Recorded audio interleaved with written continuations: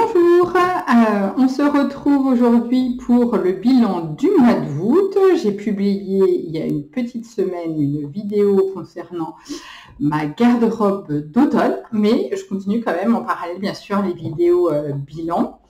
Alors, au mois d'août, j'ai pas trop cousu parce qu'en fait je suis partie en vacances pendant 15 jours. Après la troisième semaine j'étais à la maison, mais j'étais avec mon mari et ma fille, et donc j'ai pas énormément cousu, j'ai pas cousu du tout d'ailleurs. J'ai tricoté un peu mais c'est tout. Donc très calme du côté de la couture, quoique j'ai fait un petit peu de couture, je vais vous montrer ça en partie. J'ai un peu tricoté et puis surtout j'ai préparé la suite. Vous connaissez ma passion de la planification. Donc, côté couture, j'ai cousu un ensemble de pyjamas composé du short légende d'Atelier Scamite. Et pour le haut, j'ai pris le haut du Caroline Pyjama de Closet Corps Pattern. Je ne peux pas vous les montrer parce que, comme une dinde, j'ai lancé une machine juste avant de faire le podcast et qu'évidemment le pyjama est à l'intérieur de la machine. Donc, eh bien écoutez, ce sera pour une prochaine fois, mais en tout cas j'ai fait ça. Clairement, je n'ai pas du tout assez de pyjama, en tout cas pas de jolis pyjamas. Donc je pense que je vais essayer de m'en faire un peu régulièrement pour en avoir plusieurs sur lesquels tourner. Ça m'a permis de découvrir le patron du short légende, qui existe aussi en pantalon bien sûr. En fait, il s'est trouvé que j'allais voir Valérie, on devait faire de la teinture, puis finalement on n'avait pas les pigments qu'il fallait pour faire la teinture. Et donc on s'est rabattu entre guillemets sur une session couture, mais on aime bien passer la journée comme ça ensemble, soit à coudre, soit à faire de la teinture, soit les deux. On coud ensemble parce elle a une machine à coudre et une surjeteuse, et donc on se répartit. En général, on coud la même chose. Donc, je lui ai dit, bah écoute, je sais pas trop et tout. On est passé avant au marché de Bourg-la-Reine où j'ai acheté quelques tissus. On ressort de là. Je partais en vacances le samedi. C'était le mercredi. Je partais le samedi. Je lui ai dit, ah, c'est con, j'ai acheté un tissu là qui serait parfait pour faire un short pour les vacances. Mais là, c'est mort. J'aurais jamais le temps de le coudre avant de partir en vacances. Elle me dit, bah qu'à cela ne tienne, et si on cousait ensemble aujourd'hui? Donc, c'est ce que nous avons fait. Et donc, voici mon short que j'ai cousu avec Valérie. Comme d'habitude, j'ai changé de... J'ai mis la webcam pour que ce soit mieux. Donc voilà, donc je l'ai fait dans un tissu que j'ai acheté à Bourg-la-Reine. Donc, c'est un short taille élastiqué, devant et derrière, avec des poches plaquées. Voilà. Très confortable. Celui-là est encore plus confortable que mon short de pyjama que j'avais fait avant. Je ne sais pas comment ça se fait. J'ai fait la même taille, mais en fait, je pense que mon élastique que j'ai utilisé pour mon short de pyjama est beaucoup plus rigide. Ça, c'est un élastique beaucoup plus souple qu'avait Valérie, qu'elle m'a donné pour que je puisse faire l'élastique quand j'étais chez elle. Et vachement plus confortable. Donc voilà. J'ai un petit short, j'ai fait la ceinture avec les froufrous, j'ai beaucoup hésité et je pense que j'aurais dû faire la ceinture sans froufrous. Je me suis dit que ce serait plus habillé, mais en réalité je ne l'ai pas énormément porté pendant mes vacances, je l'ai un peu porté pendant mes vacances, mais pas tant que ça. Je me tâte à refaire la ceinture sans les froufrous. Mais ce sera pour l'été prochain parce que là, clairement, ce n'est plus la période de porter des shorts. Voilà. Bon, après, je me suis dit, enfin, je me suis rendu compte que les tailles élastiquées, j'aime pas ça. Enfin, j'aime ça pour faire un pyjama, vous voyez. C'est top pour faire un pyjama, mais par contre, à porter, j'aime pas ça. En fait, je me suis acheté un short chez Monoprix, taille élastiquée aussi, parce qu'en fait, j'aime bien les shorts un peu longs, vous voyez. Et je trouve ça plus confortable, notamment parce que je fais du vélo. J'en ai acheté un autre chez Monoprix que j'ai pas porté du tout. Celui-là, je l'ai pas tant porté que ça. Donc, en fait, les tailles élastiquées, voilà. Ça m'a fait penser parce que j'ai vu le podcast de Anne, un chat, qui disait qu'elle allait se faire pas mal de pantalons taille élastiqués. Ben, moi, c'est pas mon truc. J'aime pas ça. Je trouve pas ça flatteur sur moi du tout. Voilà, question de goût. Donc, j'ai fait, mais c'est c'est pas un fail parce qu'il me va bien, il n'y a rien de... Voilà, c'est juste, j'aime pas trop le style sur moi, j'aime pas trop la coupe sur moi. C'est tout ce que j'ai cousu. Mon pyjama et ça, c'est tout. Ce que j'ai fait, c'est que j'ai fini, je vous en avais parlé lors du dernier podcast du bilan. J'ai fini mon sac au crochet. Alors lui, pour le coup, c'est un vrai succès. Je l'ai énormément utilisé pendant les vacances. Comme vous voyez, j'ai compris comment faire la bandoulière. N'est-ce pas? Alors, comment on fait la bandoulière? Attention.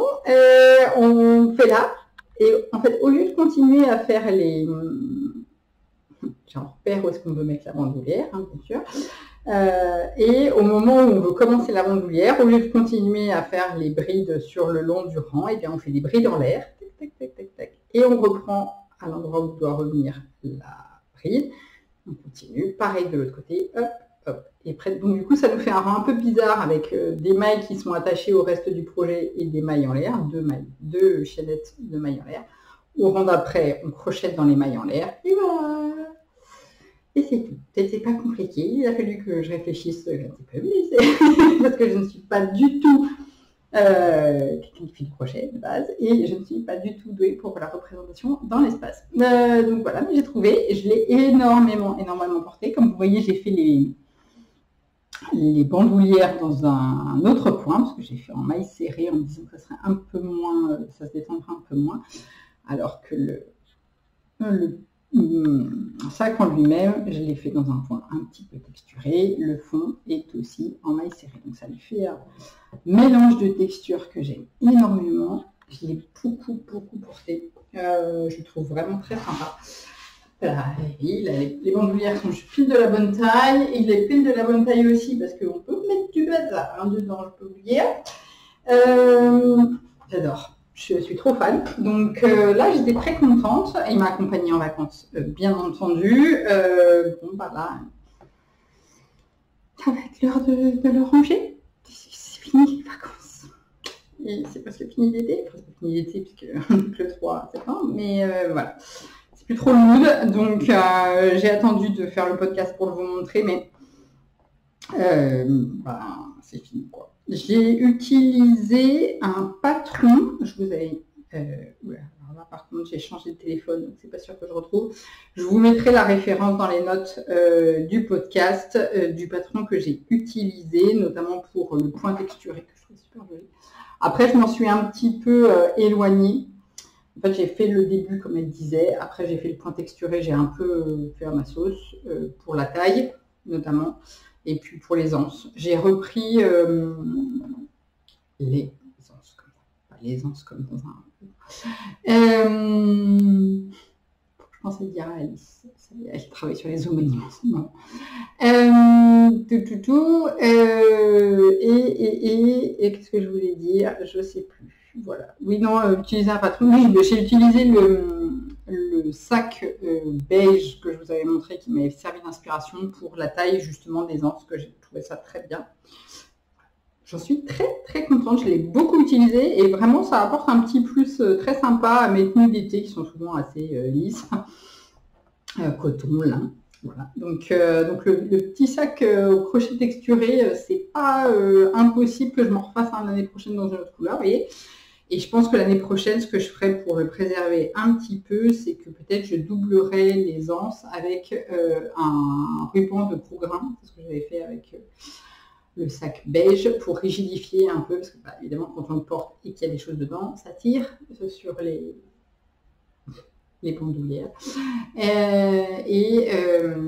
Voilà, donc ça descend un peu. Mais en tout cas, j'étais très contente. J'ai utilisé un fil d'art. Donc évidemment, je ne vais pas me souvenir de...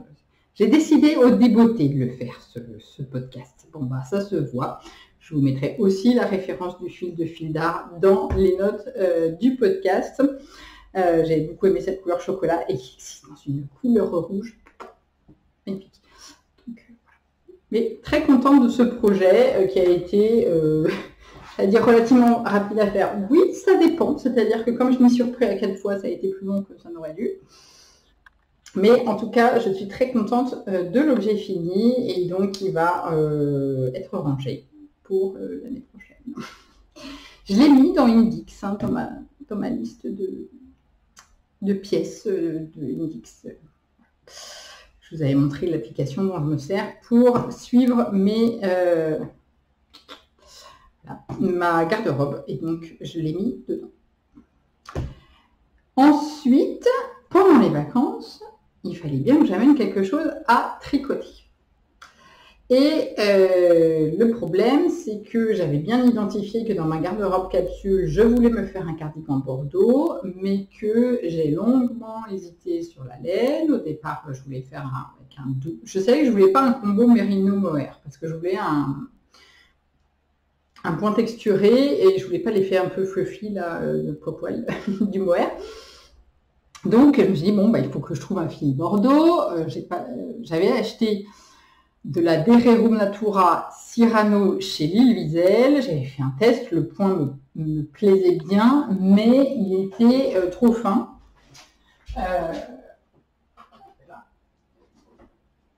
Par rapport à ce que je voulais faire.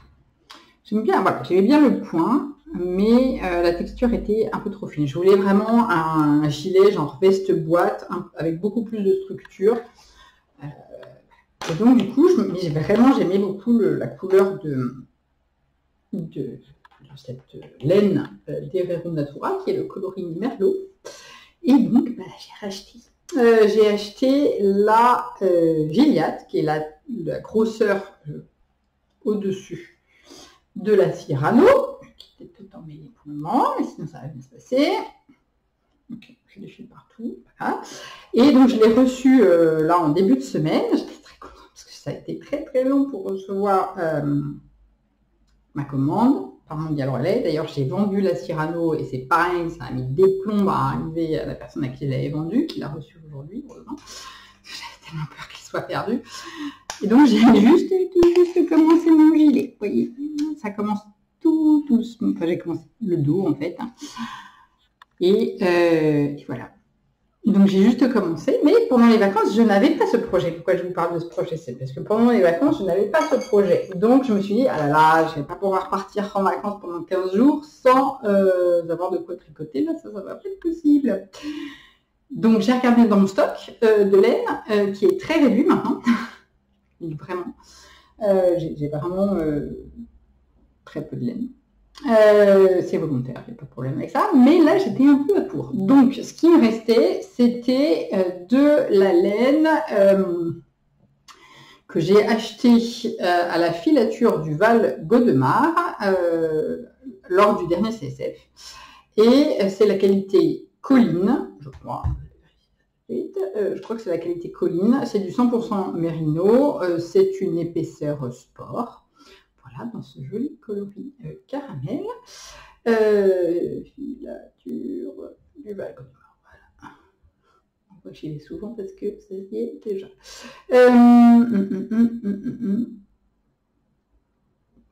C'est ça, c'est Colline. Il existe plusieurs épaisseurs, mais moi c'est Colline que j'ai pris. C'est du 100% mérino d'Arles, donc la laine locale, et il y a plusieurs couleurs. Voilà, et moi c'est le coloris brun, tout court, tout simplement.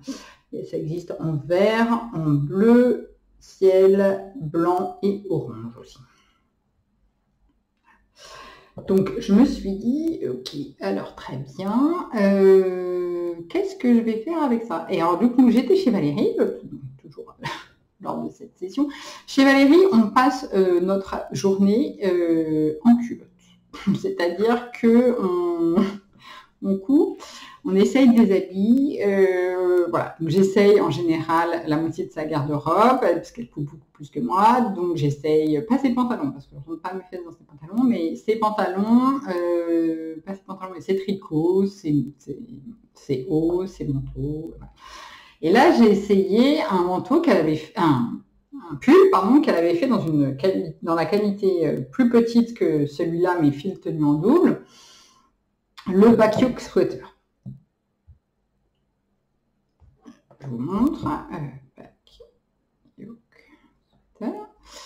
Voilà, qui donc a été sorti par la designeuse en partenariat avec Dererum Natura. Je ne me souviens plus du nom de la designeuse par contre, mais en tout cas il est disponible sur le site de Dererum Natura, le patron. Voilà, alors j'aimais beaucoup.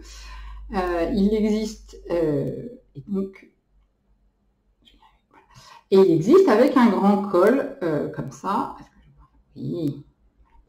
Un grand col montant comme ça, et j'aimais bien le grand col montant, les épaules basculées, la forme cropped, les grandes côtes. Je trouvais ça super joli et assez moderne comme forme. Et je me suis dit, ah oui, trop bien. Et donc j'essaye celui de Valérie, qui est trop beau, évidemment. Et je dis, ah bah, banco, c'est très bien, je vais faire ça avec Malène. Je pars en vacances, je fais le pull. Quand je dis je fais le pull, je fais tout le corps et une manche. Je l'enfile. J'aimais pas le rendu sur moi. C'est-à-dire que c'est des manches basculées et en fait la construction fait que c'est très large et notamment ici. C'est-à-dire aujourd'hui je porte une blouse très large. Mais sur un pull en grosse laine, ça fait pas le même effet quand il y a beaucoup de matière ici, vous voyez. Et j'ai pas le rendu. Julien mort de rire, en mode je le savais, je te l'avais dit que tu allais défaire et refaire, ce qui est vrai, il m'avait dit. Donc je fais bon bah tant pis, hein, je vais défaire, puisque bah, je veux être contente de mon pull, hein, donc voilà. Donc je me dis bah quand même je voudrais faire un modèle qui présente les mêmes caractéristiques, donc un col montant, des épaules un peu structurées, et la forme cropped, les grandes bandes de côte là. Et du coup, je me dis, petite knit, toujours petite knit, parce que ça va bien, toujours pour moi. Donc voilà. Et donc je me dis, bon, je regarde sur le site de Petite Knit et je tombe sur ce modèle, le Key Sweater. Bon, ben voilà. Donc j'ai décidé de faire ce modèle-là, qui présente donc pareil le grand col montant. Ah oui, puis en fait dans le premier pull, j'en étais à relever les mailles pour le col, je remonte et ça faisait cracra. Mais vraiment c'était moche.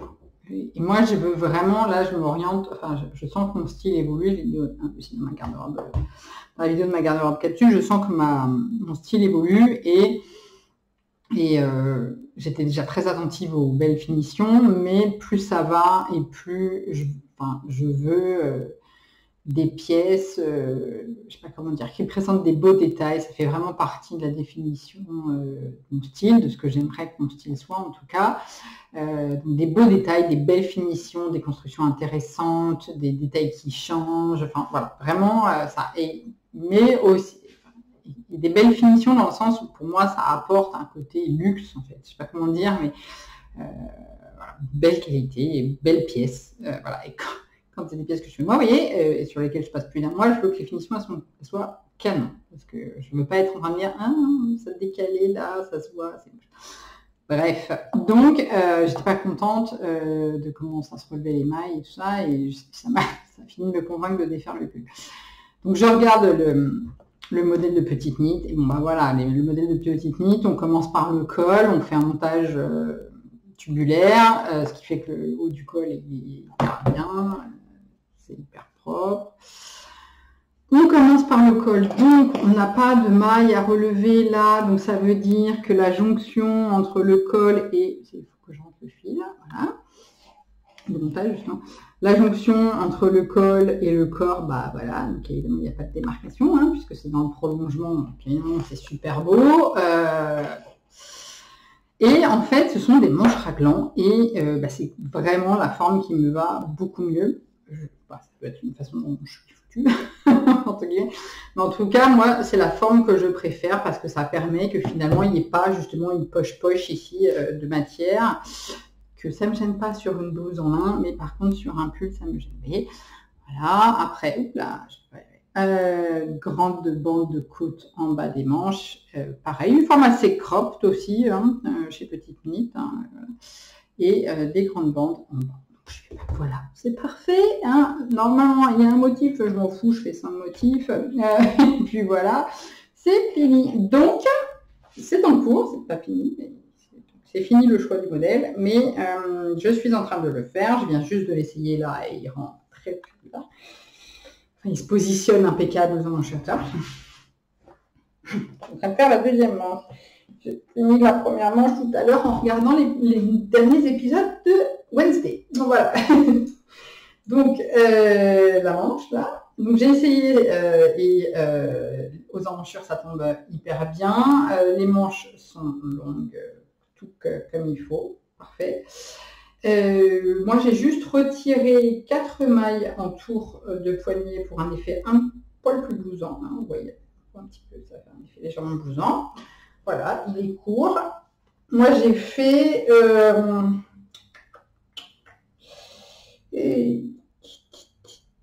combien j'ai fait? Je sais plus. 27. 27, je crois.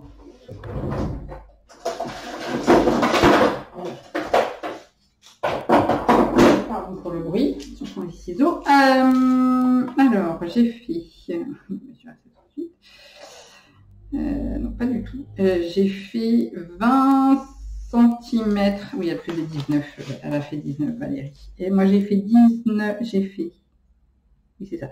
19 cm de corps. Et ensuite, j'ai rajouté 9 cm de bande de côte. Voilà. Donc, il est crop. C'est volontaire. Hein. Moi, je porte beaucoup de taille haute, donc c'est pas un problème. Voilà. Au pire, il me restera de la laine si vraiment ça me gêne. Mais il est fait pour être porté avec un t-shirt en dessous. C'est un gros pull d'hiver. En général, moi, les gros pulls d'hiver, je les porte avec un petit débardeur en dessous. Donc, même si je lève les bras et qu'il se soulève, c'est bon. Donc voilà, donc je vais finir la deuxième manche et je l'aurai. Ce sera plutôt pour ma garde-robe d'hiver. Je suis contente, vous voyez, j'avais prévu d'aller marcher. Parce que j'ai pas foutu les pieds dehors aujourd'hui. J'avais prévu d'aller marcher, il pleut encore des côtes. Donc je suis ravie d'avoir lancé le podcast. Donc j'aurai fini. Je vais finir, et ça sera plutôt pour ma garde-robe d'hiver, mais ça sera une nouvelle pièce bien sympa de ma garde-robe d'hiver. Un nouveau gros pull doudou. Je ne sais pas si je le mets dans ma garde-robe d'hiver ou si je le mets pour remplacer dans ma garde-robe d'automne un pull qu'avait mis Alisa à rayures multicolores que j'adore. Pinstripe sweater, je crois, que j'avais fait l'année dernière. Que j'aime toujours beaucoup, mais du coup ça peut apporter une petite variété, parce que ça, vous voyez, avec un petit jean bleu ciel qui est dans ma garde-robe de capsule. Là, celui-là, par exemple, ça peut être très joli ça. Et alors si on veut faire un look monochrome avec la jupe en cuir, c'est très beau aussi. Évidemment avec du noir ça passe parfait. Enfin voilà, ça s'y mettra bien. Pour celles qui ne l'ont pas vu, la vidéo sur ma garde-robe d'automne, ceci est ma garde-robe d'automne, n'est-ce pas? Et donc, vous allez voir, là, les futurs projets dont je vais vous parler sont évidemment dedans. Voilà. Donc, là, les projets pour le mois qui vient, c'est continuer mon cardigan, qui fait partie de ma garde-robe d'automne. C'est une des très rares nouvelles pièces que j'ai prévu d'ajouter dans ma garde-robe d'automne. Ici, c'est de pire en pire. J'ai prévu aussi de faire un pantalon pour remplacer mon pantalon Sorel.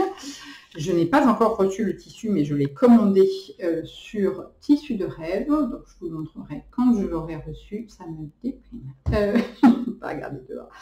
Et j'ai prévu ces jours-ci, là, j'ai acheté la teinture de teindre cette blouse que j'avais achetée, Cézanne, que j'avais achetée sur Vinted, mais dont la couleur n'est pas très réjouissante.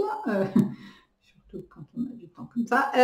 Et donc, j'ai prévu de la teindre en rouge. Voilà, donc j'ai acheté la teinture rouge. Il faut que je m'en occupe cette semaine, mais ça sera un des objectifs. Donc, pour le mois prochain, j'aimerais bien avancer mon cardigan, peindre en rouge ça, et peut-être avoir fait mon pantalon vert. Ou sinon, je peux faire aussi... C'est partie des tissus que j'avais acheté avec Valérie. Je veux aussi remplacer un jean noir du commerce qui commence à faire un peu la tronche.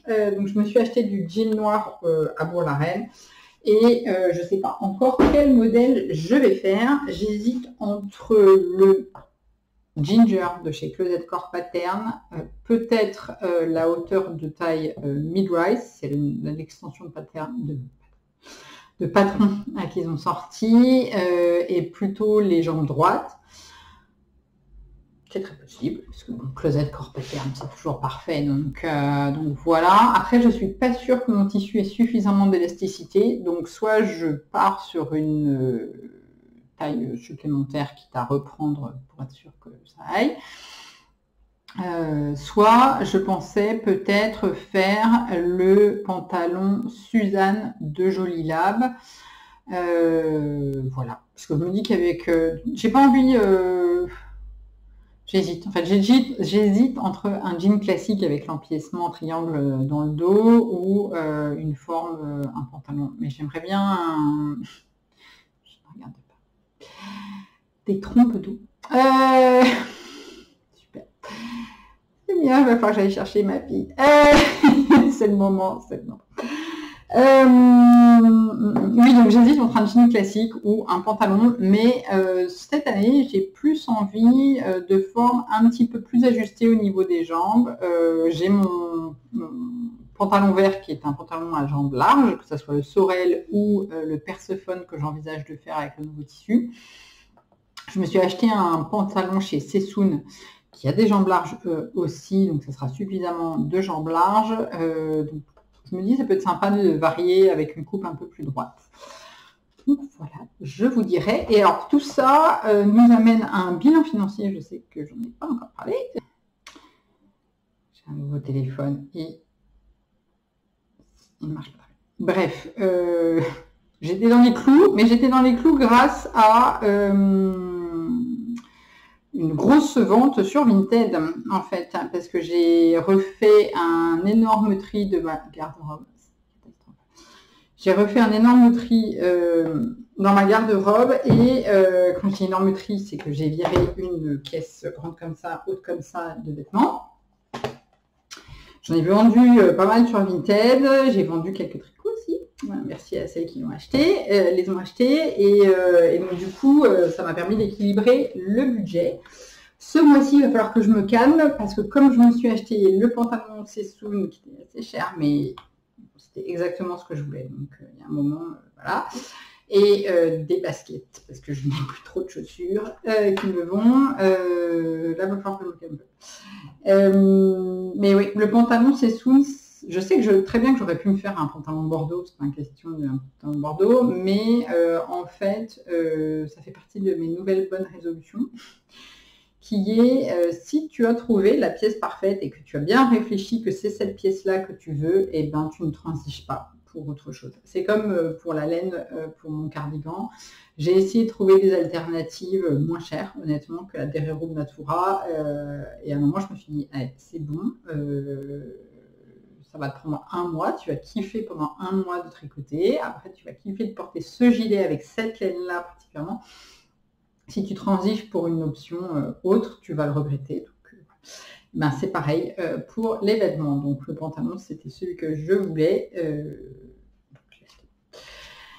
Et ce tri m'a donné l'occasion de faire un petit bilan de mes tops et mes flops depuis le début de l'année. Et je me suis rendu compte que j'ai eu quand même quelques flops côté do it yourself. Et donc du coup, je m'en suis servi pour alimenter ma liste de à ne pas faire. Vous voyez. Bon bah typiquement dans les à ne pas faire, il y a les pantalons à taille élastiquée, hein, je pense que vous l'aurez compris.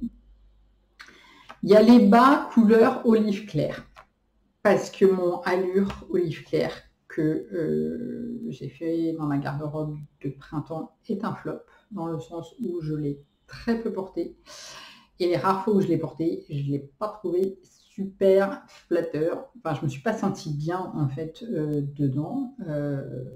Jolie, mise en valeur, à l'aise, confortable. Vous mettez le mot que vous voulez, mais en tout cas, je ne me sentais pas bien dedans et c'est pour ça que je ne l'ai pas trop porté. Voilà, donc olive claire, non, on ne fait plus ça. Les pantalons jambes larges, tissu rigide, on ne fait pas non plus. On n'achète pas, on ne fait pas non plus, parce que clairement, c'est pas ce que j'aime. Moi, j'aime bien soit des tissus raides structurés et des jambes plus droites. Typiquement, ça ne me gêne pas du tout sur les jeans. Ou des pantalons jambes larges, mais tissu fluide. Mais pas les deux ensemble. Pas jambes larges et tissu rigide ensemble, j'aime pas ça. Donc voilà, donc j'en ai tiré ça aussi. Et puis, pas de haut en polyester, pas de réalisation en polyester tout court, pas de haut en viscose, parce que ça fait plusieurs fois que j'ai des hauts qui rétrécissent et que ça me fait suer. N'est-ce pas? Pas de haut oversize non plus, pas trop. Moi j'aime bien plutôt en fait des formes ajustées en haut, je m'en rends compte. Voilà, c'est des choses comme ça. Et alors pas d'embouchure basculée. On m'a dit, c'est fini. Donc, pas de mélo, fini. Je rappelle mes lilos rayés, mes lilos multicolores, hein, c'était pas bon. Le pull que j'ai défait, c'était aussi cette forme pour manche. N'est-ce pas? Donc pas d'embouchure basculée pour Céline, c'est fini. Voilà, c'est soit manche montée, soit manche raglant, c'est tout, plus rien d'autre, parce que sinon ça ne marche pas. En tout cas, c'est pas que ça ne marche pas, mais je n'aime pas, plus précisément. Faire attention à l'adéquation entre la fibre et l'usage aussi. Je me rends compte que mon Friday que j'ai fait rayé coloris amande et rouge, enfin corail, je l'aime beaucoup. Je l'ai un peu porté, enfin je l'ai porté au printemps, mais en fait c'est un pull manche 3/4 et manche 3/4 plus mérino, ça marche pas. C'est-à-dire que soit il fait suffisamment chaud pour avoir quelque chose de 3/4, mais du coup le mérino c'est trop chaud. Enfin, voilà, il y a un truc qui va aller pas. Donc lui, je pense qu'en fait, je vais le reprendre, je vais rallonger les manches, tout simplement, pour pouvoir continuer à le porter. J'avais acheté un top en cachemire Bompard rouge, manche courte, cachemire et soie. Alors, ça fait un peu de soie, mais beaucoup de cachemire quand même. Bah, pareil, ça marche pas. La couleur était magnifique, d'une douceur évidemment incroyable, mais en fait cachemire plus manche courte ça ne marche pas en fait. C'est pareil, soit il fait suffisamment chaud pour mettre des manches courtes, dans ce cas là on a trop chaud en cachemire, bref, donc voilà, pensez bien à l'adéquation fibre usage, et si j'ai un doute ça veut dire que c'est pas une bonne idée en général. Donc voilà, donc j'en ai tiré quelques enseignements, je pense que je vais continuer, je referai l'exercice en fin d'année. Mais en tout cas, voilà le programme. Avancer sur mon cardigan, finir mon pull d'abord, avancer sur mon cardigan, teindre ma blouse et sans doute faire un pantalon, soit avec le denim noir, soit avec le tissu vert que je vais recevoir. Écoutez, on se retrouve le mois prochain. À bientôt!